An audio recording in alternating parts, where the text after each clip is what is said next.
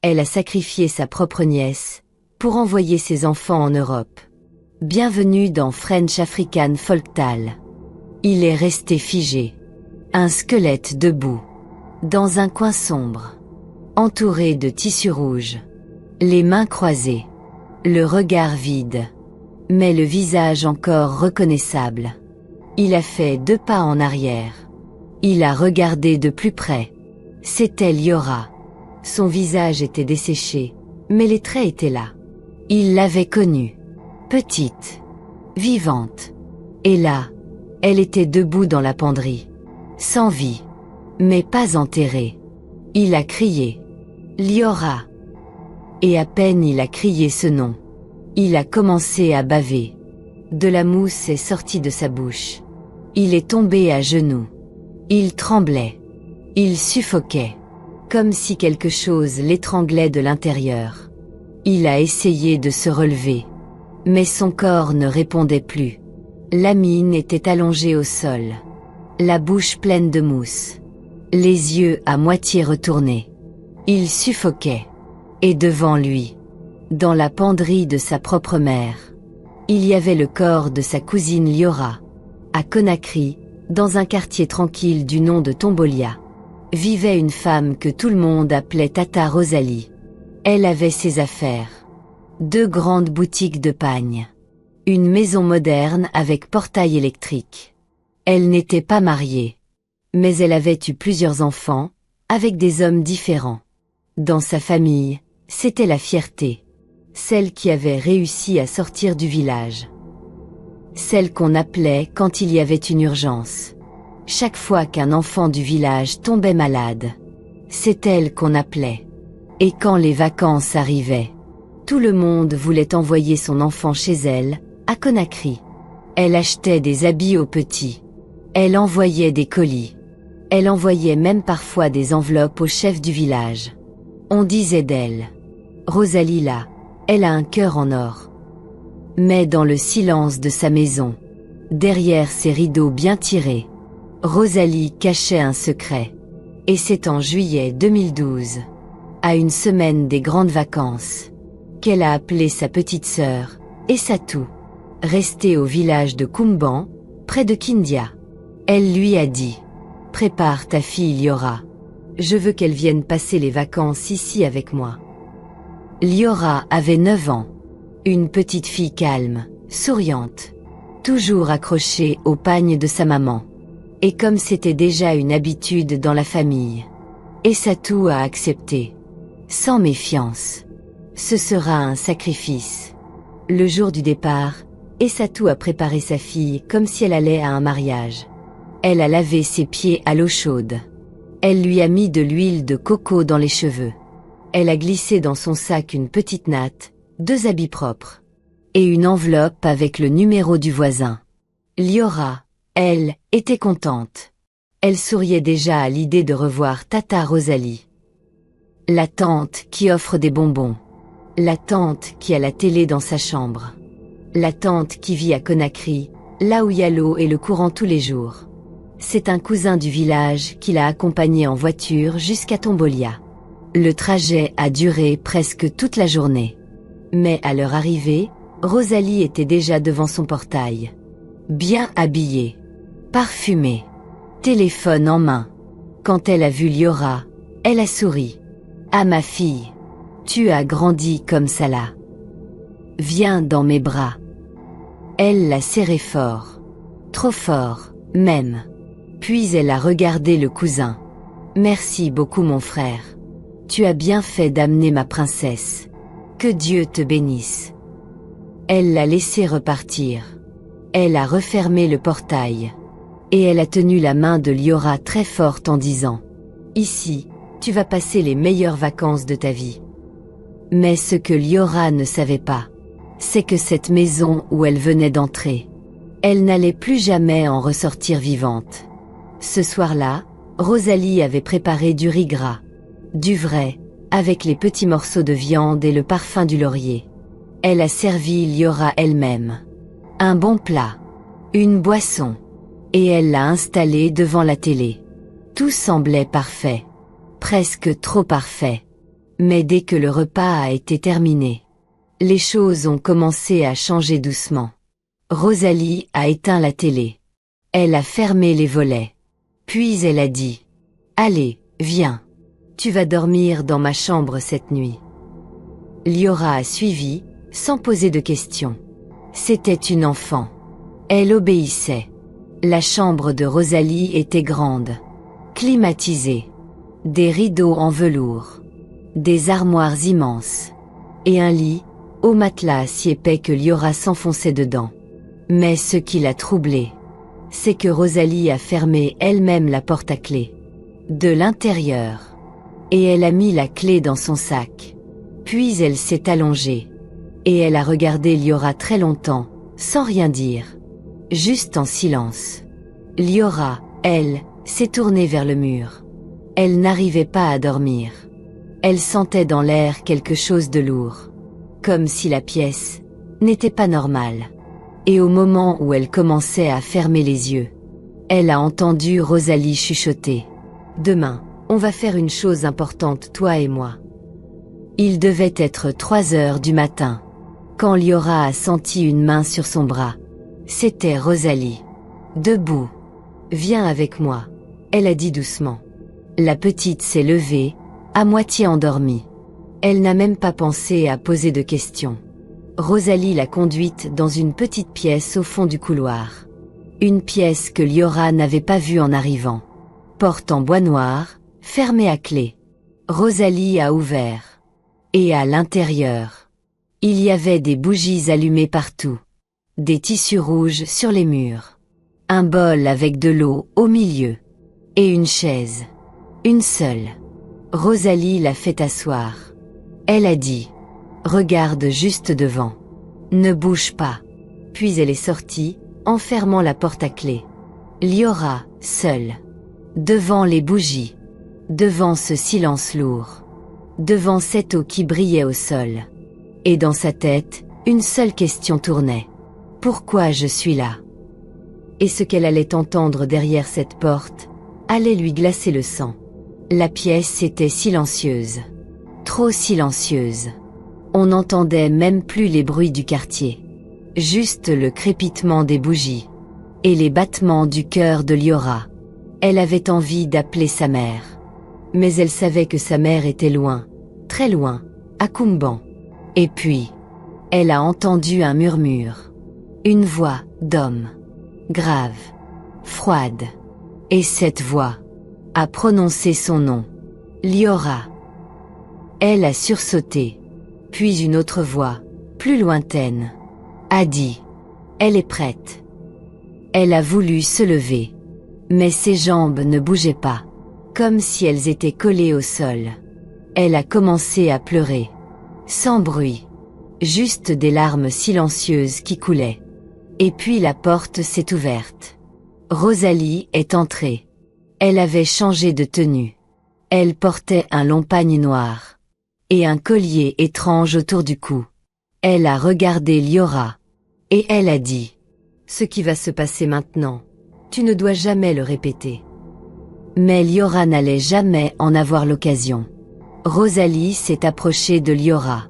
Elle lui a essuyé les larmes. Doucement. Comme une mère qui calme un enfant. Mais son visage n'avait aucune émotion. Elle a sorti une petite fiole de sa poche. Elle a versé quelques gouttes dans l'eau du bol. Et elle a murmuré quelque chose que Liora ne comprenait pas. Puis elle a mis ses mains sur la tête de la petite. Et elle a dit « Tout ça, c'est pour notre bien à toutes les deux. » Liora tremblait. Elle ne comprenait rien. Mais elle sentait que ce moment-là, ce n'était pas un jeu. Elle voulait crier. Mais Rosalie lui a mis un doigt sur la bouche. « Chut. Tu n'as rien à craindre. Tu vas juste te reposer. » Et là, elle a pris un chiffon imbibé de quelque chose.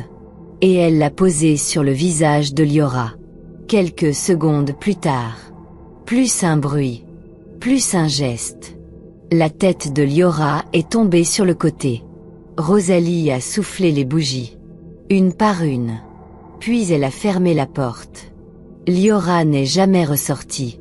Et quand le soleil s'est levé, Le lendemain matin, tout le quartier croyait encore que la petite dormait dans la chambre d'amis. Mais dans la maison, une penderie venait d'être transformée en tombe. 2 jours après, Rosalie a appelé sa petite sœur Essatou. Elle avait une voix tremblante, paniquée, comme quelqu'un qui venait de vivre un choc. Essatou, Liora a disparu. Comment ça disparu? Je me suis réveillée, la porte était ouverte. J'ai cherché partout. J'ai même appelé la police. Je suis perdue. Essatou a crié. Elle s'est évanouie. Au village, c'était la panique. Rosalie, elle, a commencé à jouer la comédie. Elle est allée au commissariat. Elle a imprimé des affiches avec la photo de Liora. Elle est même passée à la radio. Elle a mis une annonce sur une télé locale. Tout le monde croyait à son chagrin. Et pour faire bien, elle a même remis 6 millions de francs guinéens à sa sœur. Tiens, cherche aussi de ton côté. Moi je continue ici. Mais la vérité, c'est que Liora était toujours là, dans sa chambre. Juste, cachée là où personne ne pensait chercher. À peine quelques semaines après la disparition, Rosalie a commencé à changer. Elle a ouvert une 3e boutique, puis une 4e. Elle a acheté une voiture neuve, puis une autre. Elle s'est mise à voyager. Dubaï, Turquie, Abidjan, Lomé. Et surtout, elle a envoyé ses enfants à l'étranger. En une seule année, 3 de ses enfants sont partis vivre en Europe. Mais dans la famille, personne ne posait de questions. Parce que quand elle venait au village, elle offrait encore des pagnes, du riz, de l'argent. Sauf que cette fois, les dons étaient plus rares, plus contrôlés. Tu demandais 200 000, elle te donnait 10 000. Et elle te disait, les temps sont durs. Mais elle partait en voyage toutes les 2 semaines. Toujours bien habillée, toujours en parfum, toujours en train de dire à ses sœurs, moi-même je souffre beaucoup pour que mes enfants ne manquent de rien. Mais ce qu'elle ne savait pas, c'est que la source de cette richesse était dans sa propre penderie. C'était un samedi après-midi. Rosalie devait aller à une réunion d'affaires. Elle s'est préparée, s'est parfumée, a pris son sac, et a quitté la maison. Son fils aîné, Lamine, était là en vacances. Un garçon de 20 ans, un peu flambeur, toujours en boîte, toujours entouré d'amis. Ce jour-là, il avait besoin d'argent. Il a appelé sa mère au téléphone. « Maman, tu peux me faire un petit transfert? Je suis occupée. Attends que je rentre. » « Mais c'est urgent maman. »« Lamine, j'ai dit j'ai pas le temps. Attends ce soir. » Lamine n'a pas aimé la réponse. Il a raccroché. Et il est monté dans la chambre de sa mère. Il avait le double des clés. Et il savait qu'elle cachait souvent de l'argent dans ses sacs, ou dans les tiroirs de ses armoires. Alors il a commencé à fouiller. Mais ce qu'il allait ouvrir ce jour-là, ce n'était pas juste un tiroir. Lamine a d'abord fouillé les tiroirs. Rien. Il a fouillé le sac de voyage de sa mère. Rien. Puis il s'est dirigé vers les penderies. La première, il a ouvert. Que des habits. La deuxième, rien d'intéressant. Puis il a ouvert la porte du milieu. La grande. Celle que sa mère ne laissait jamais personne toucher. Et là, il est resté figé. Un squelette debout. Dans un coin sombre. Entouré de tissu rouge. Les mains croisées. Le regard vide. Mais le visage encore reconnaissable. Il a fait 2 pas en arrière. Il a regardé de plus près. C'était Liora. Son visage était desséché, mais les traits étaient là. Il l'avait connue. Petite. Vivante. Et là, elle était debout dans la penderie. Sans vie. Mais pas enterrée. Il a crié. Liora. Et à peine il a crié ce nom, il a commencé à baver. De la mousse est sortie de sa bouche. Il est tombé à genoux. Il tremblait. Il suffoquait. Comme si quelque chose l'étranglait de l'intérieur. Il a essayé de se relever. Mais son corps ne répondait plus. Lamine était allongé au sol. La bouche pleine de mousse. Les yeux à moitié retournés. Il suffoquait. Et devant lui, dans la penderie de sa propre mère, il y avait le corps de sa cousine Liora, momifié, desséché, figé dans une position debout, comme si elle produisait encore quelque chose. À ce moment-là, tout est remonté. Les soirées, l'argent facile, les transferts rapides, les voyages en Europe, les boutiques, tout. Et là, il a compris. Tout ce qu'il avait venait de la mort d'une enfant innocente. Sa cousine. Un sacrifice que sa propre mère avait caché pendant 10 ans. Et lui, il avait profité sans jamais poser de questions. Il a crié encore une fois. Mais aucun son n'est sorti. Et c'est là que la porte d'entrée a claqué. Rosalie était rentrée. Elle a monté les escaliers. Elle s'est approchée de la chambre. Elle a ouvert la porte. Et elle l'a vu. Son propre fils. Au sol. Tremblant. La bouche déformée. Les yeux pleins de larmes. Il la regardait comme s'il regardait un monstre. Et elle n'a pas crié. Elle n'a pas couru. Elle a juste dit, très lentement. Tu es entré là où tu n'aurais jamais dû. Et ce qu'elle a fait ensuite, personne n'aurait pu l'imaginer. Rosalie a fermé doucement la porte derrière elle. Elle a posé son sac. Elle a regardé son fils, effondré au sol, les bras tremblants, les yeux remplis de peur. Elle s'est avancée calmement, sans un mot, sans un cri. Elle a refermé la penderie, comme si de rien n'était, comme si Liora n'était qu'un vieux manteau mal rangé. Puis elle s'est penchée vers son fils. Elle lui a caressé la tête.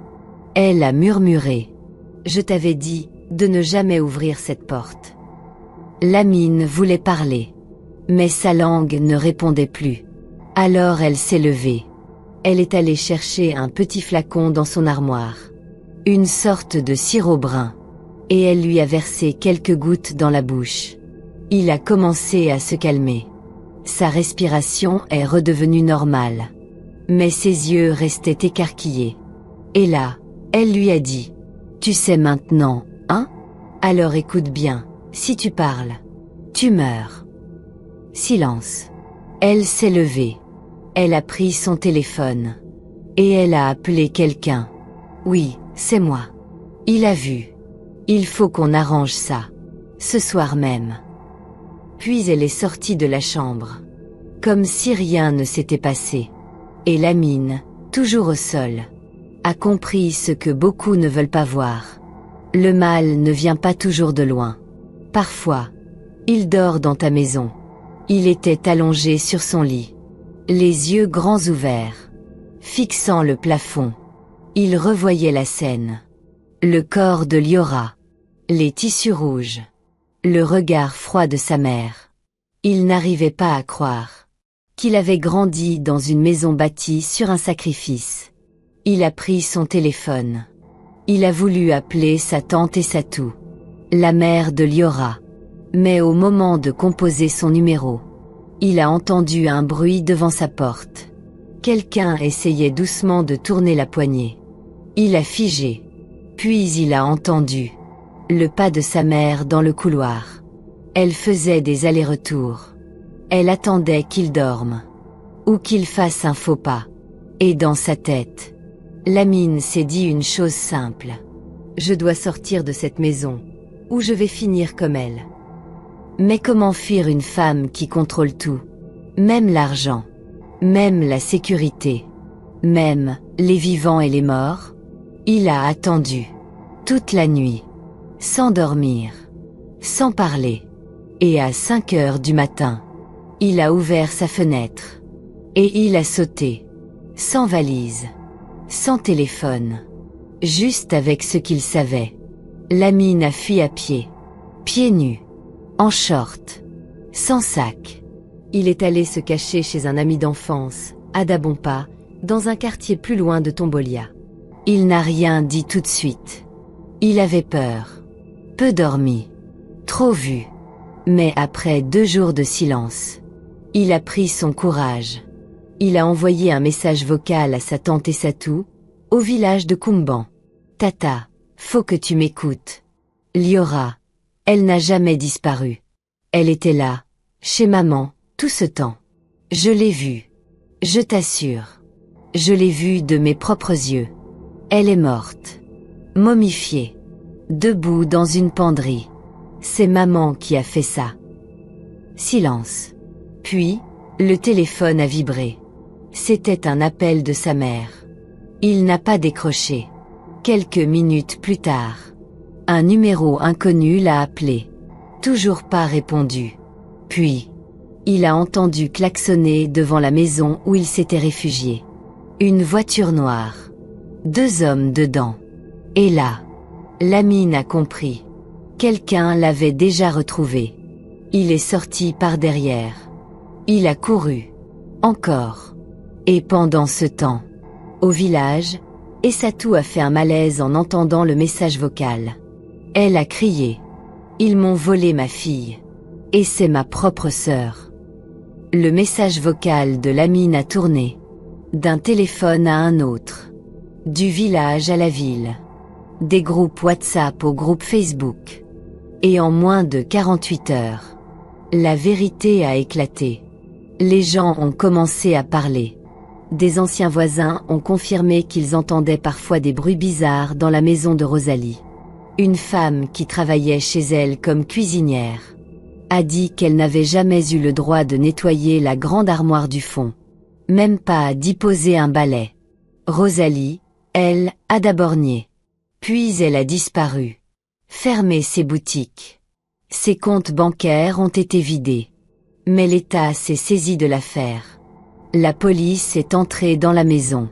Et dans la penderie. Ils ont trouvé exactement ce que Lamine avait décrit. Le corps momifié d'une enfant. Habillée d'un pagne rouge. Les yeux presque secs. Mais encore là. C'était Liora. Elle avait disparu en 2012. Et on l'a retrouvée 10 ans plus tard. Dans la maison. De sa propre tante. Rosalie n'a jamais été arrêtée. Elle a fui. Jusqu'à aujourd'hui, on ne sait pas où elle est. Mais la vérité, elle, est restée. Et aujourd'hui encore. Au village de Kumban. Les gens allument des bougies chaque mois en mémoire de Liora. Une petite fille.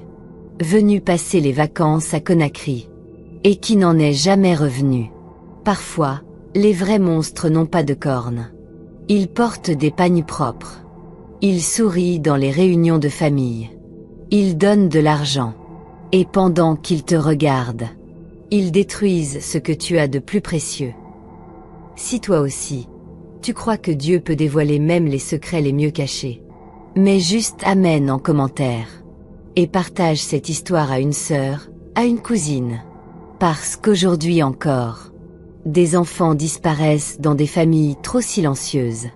Abonne-toi. Active la cloche. Chaque jour, on raconte ce que les autres préfèrent cacher.